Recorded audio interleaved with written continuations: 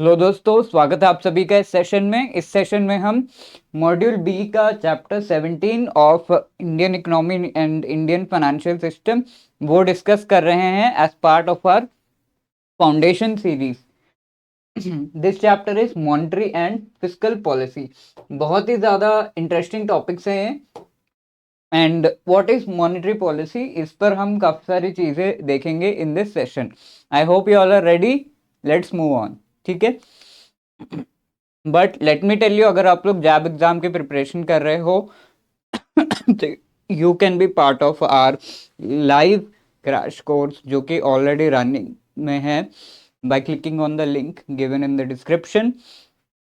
इसमें आपको live classes मिल रहे हैं, शॉर्ट नोट्स प्रोवाइड किया जा रहा है, solve previous year questions and test series, सारा कुछ प्रोवाइड किया जा रहा है। If you are clicking on the link and using the code live 80 then आपको 80% का डिस्काउंट भी मिलेगा। ओके, तो इसमें काफ़ी सारे कॉन्सेप्ट्स हम देखेंगे। The first thing is what is monetary policy, वो देखेंगे।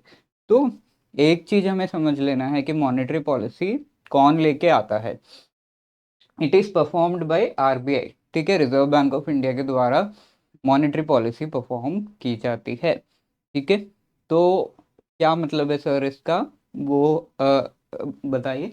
तो यहाँ पर अगर हम देखें, जो भी मनी सप्लाई है इन द इकोनॉमी उसको कंट्रोल करना, कितना मनी सप्लाई होना चाहिए इन द इकोनॉमी, ये सारी चीज़ों को मैनेज करने का काम जो है वो रिजर्व बैंक ऑफ इंडिया का है। तो reserve bank of India is doing that, और ये चीज़ बहुत सारे टूल्स यूज़ करके करती है। एंड ये चैप्टर है मॉनेटरी एंड फिस्कल पॉलिसी। तो ये जो फिस्कल पॉलिसी है, फिस्कल मतलब ये जो भी काम किया जा रहा है अगर वो गवर्नमेंट के द्वारा किया जा रहा है then that is called the fiscal policy. ठीक है, गवर्नमेंट क्या क्या करती है आपके कई स्कीम्स के थ्रू, कई बार मनी देती है ना। तो बहुत सारी चीज़ें स्कीम्स के इम्प्लीमेंट करना, ये सारा कुछ करती है जिससे लोगों का भला हो। This is one aspect. इसी तरीके से कैसे टैक्स को बढ़ाना है, किस किस टाइप का टैक्स लगेगा, ये सब। ठीक है, तो that is part of the fiscal policy. ठीक है, जीएसटी ये पार्ट है फिस्कल पॉलिसी का। ये दोनों जो पॉलिसीज हैं इनके कुछ गोल्स हैं। क्या गोल्स हैं? Price stability, economic growth and employment. ठीक है, प्राइस स्टेबिलिटी का मतलब है कि जो चीज़ों के कॉस्ट है दिन पर दिन आप देख रहे हो कि इंक्रीज होता जा रहा है। इस पर्टिकुलर फिनोमिनन को हम इन्फ्लेशन कहते हैं। कहीं ना कहीं सुन रखे होंगे आप इस टर्म को, है ना। तो ये जो इन्फ्लेशन है इसे कंट्रोल करना one of the one of the main goal है। दूसरा गोल है इकोनॉमिक ग्रोथ को और आगे बढ़ाना, एम्प्लॉयमेंट को बढ़ावा देना, पॉवर्टी को कम करना, ये चीज़ें भी गोल्स हैं।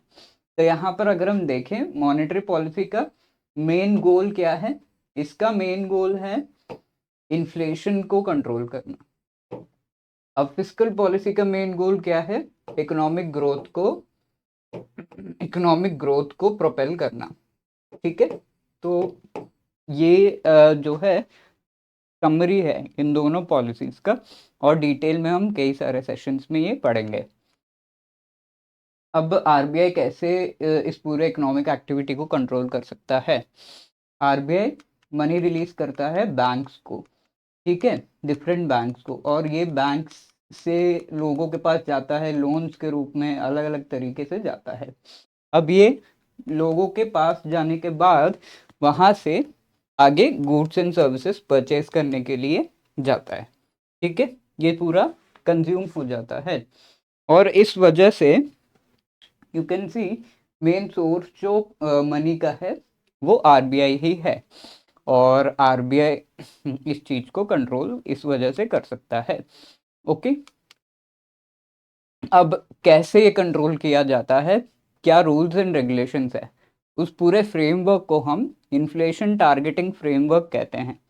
ठीक है, इन्फ्लेशन टारगेट किया जाता है in the monetary policy. Inflation target कैसे किया जाता है? मेन की objective of monetary policy is what? Inflation, price stability. Legal mandate कैसे मिल रहा है? आरबीआई एक्ट 1934 के तहत लीगली आरबीआई को ये चीज करनी पड़ेगी, ये कहा गया है। अब गवर्नमेंट का क्या रोल है इसमें? गवर्नमेंट और आरबीआई एक साथ बैठकर डिसाइड करते हैं कि जब हम कह रहे हैं कि कंट्रोल करना है तो कितना रेंज में हमें ये जो इन्फ्लेशन है वो रखना है, वो डिसाइड करते हैं। एवरी 5 ईयर्स में वो एक टारगेट सेट करते हैं जिसे इन्फ्लेशन टारगेट कहते हैं, इसीलिए इस प्रोसेस को इन्फ्लेशन टारगेटिंग फ्रेमवर्क कहते हैं एवरी 5 ईयर्स के लिए। अभी प्रेजेंटली जो टारगेट है वो 4 ± 2% का है।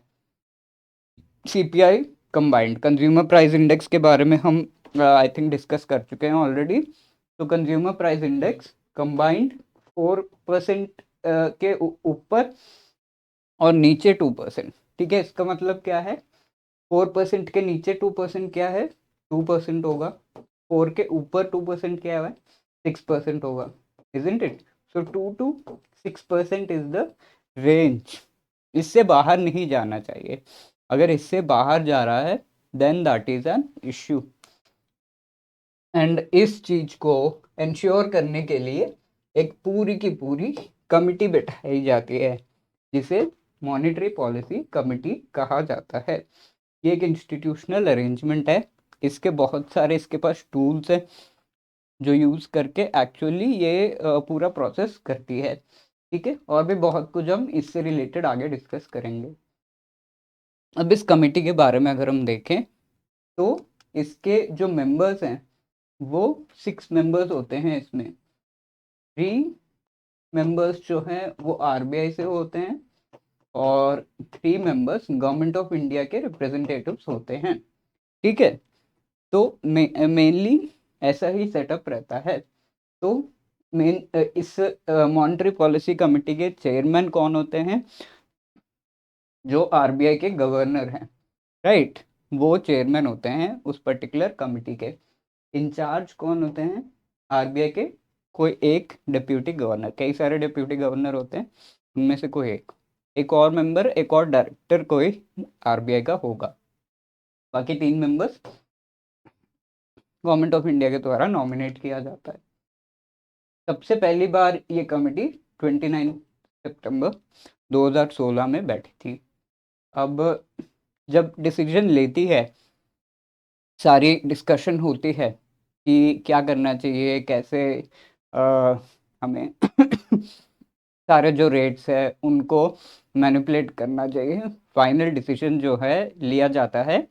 उसके पहले 7 डेज, उससे पहले के 7 डेज में ये लोग जो कमिटी के पार्ट हैं वो बिल्कुल भी कोई मीडिया वगैरह से डिस्कशन नहीं करते, यानी कि उसे साइलेंट पीरियड कहते हैं। किससे रिलेटेड? मॉनेटरी पॉलिसी से रिलेटेड। ठीक है, मॉनेटरी पॉलिसी कमेटी क्या कर रही है उससे रिलेटेड कोई डिस्कशन नहीं करते जब तक कि फाइनल डिसीजन वो ना देते। टूल्स यहाँ पे क्या क्या है? Reserve ratio, interest ratio, open market operations, जिनके बारे में हम आगे डिस्कस करेंगे। अब अगर ये चीज नहीं हो रही है, लेट से कई बार ऐसी सिचुएशन आ जाती है कि 2 to 6% के अंदर ये नहीं आ पा रहा है, तो आरबीआई एक्ट के सेक्शन 45ZN में इससे रिलेटेड प्रोविजंस दिए हुए हैं और ये एक्चुअली ये बताता है कि रिपोर्ट करना होगा आपको इस चीज़ से रिलेटेड, क्यों नहीं हुआ, कैसे करेंगे आगे जाकर। ठीक है, अब इस कमिटी के और भी फैक्ट्स देख लेते हैं। पूरे साल में at least 4 times in a year they have to do the meeting। ठीक है, और इसमें 6 people तो हैं लेकिन 4 people are minimum that is required, इसे कोरम कहते हैं। 4 people are minimum. Each member of monetary policy committee has one vote. ठीक है, वन वोट होता है ईच मेंबर के पास। और अगर जैसे 6 लोग हैं तो 3 ने यस, 3 ने नो, ऐसा कर दिया तो ऐसे में जो आरबीआई गवर्नर है उनका वोट फाइनल माना जाएगा। ठीक है, और finally minutes published on 14th day. तो इससे रिलेटेड क्या क्या हुआ, किसने क्या कहा, कैसे चीजें हुई, उससे रिलेटेड जो है ये सारा डिसीजन होने के बाद 14th डे पे मिनट्स रिलीज किए जाते हैं। मॉनेटरी पॉलिसी कमेटी को रिपोर्ट एक और जो है सबमिट करना पड़ता है एवरी 6 मंथ्स में। सोर्सेस इस ऑफ इन्फ्लेशन क्या हो सकते हैं 6 to 8 मंथ्स के लिए, फोरकास्ट क्या हो सकता है। और फेल्यूर हम किसे कह रहे हैं, एक कमेटी को बना तो दिया हमने बट ये कमेटी फेल हो सकती है। कब हो सकती है, कब हम कह रहे हैं फेल हो सकती है, जब एक महीने में पूरा महीना अगर 2 से 6% के इससे बाहर अगर इन्फ्लेशन होगा तब हम कहेंगे क्या, फेल्यूर। नहीं, एक महीना नहीं, 3 consecutive quarters यानी कि 12 months ऐसे। ठीक है, 12 months के लिए कंटिन्यूसली अगर टारगेट से बाहर है इन्फ्लेशन देन फेल्योर माना जाएगा। और उस समय क्या करना है वो गवर्नमेंट बताती है। ठीक है, दैट। अब हम देख रहे हैं कि टूल्स क्या है मॉनेटरी पॉलिसी के।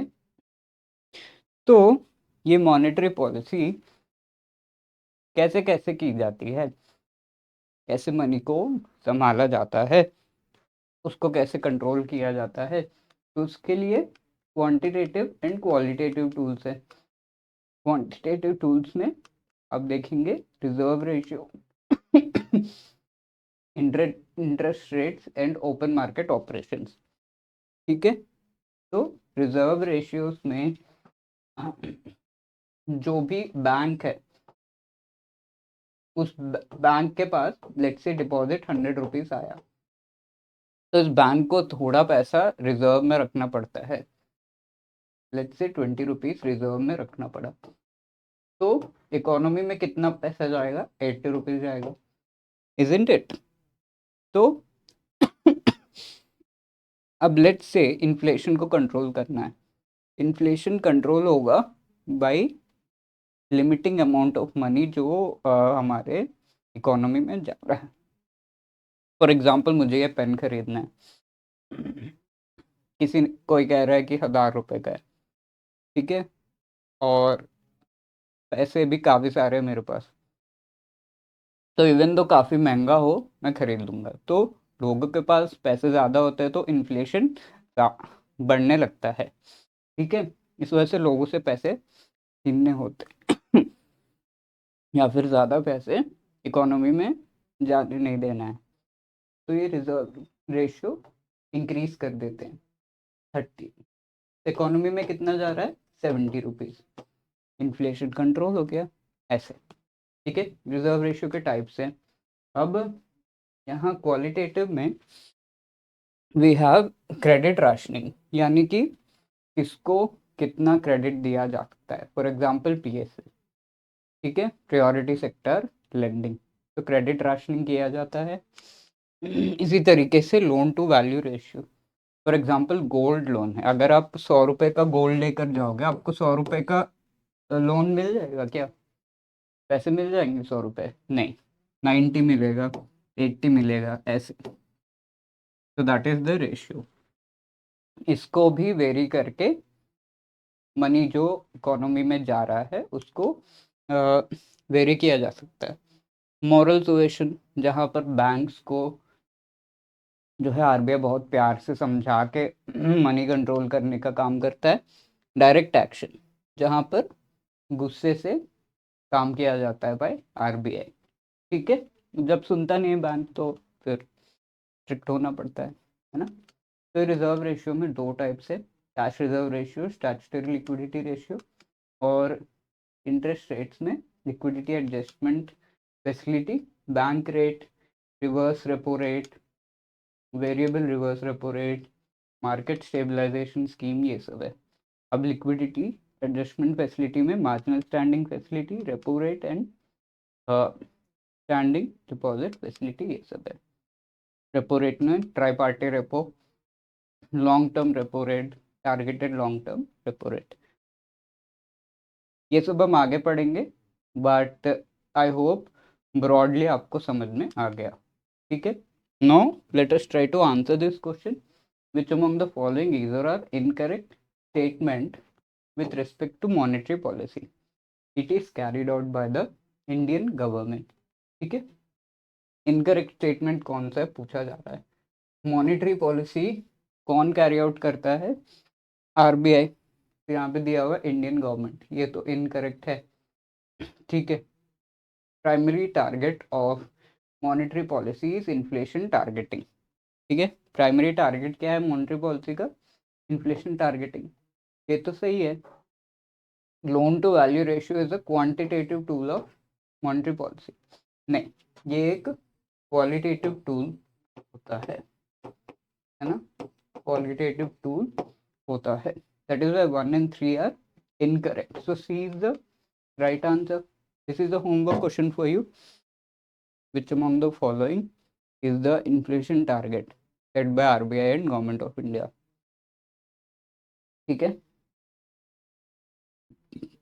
पढ़िए अच्छे से। Please try to answer in the comment section. Again let me remind you, if you are preparing for the JAB exam, please do be part of our live class course by clicking on the link given in the description. Thank you so much. Jai Hind.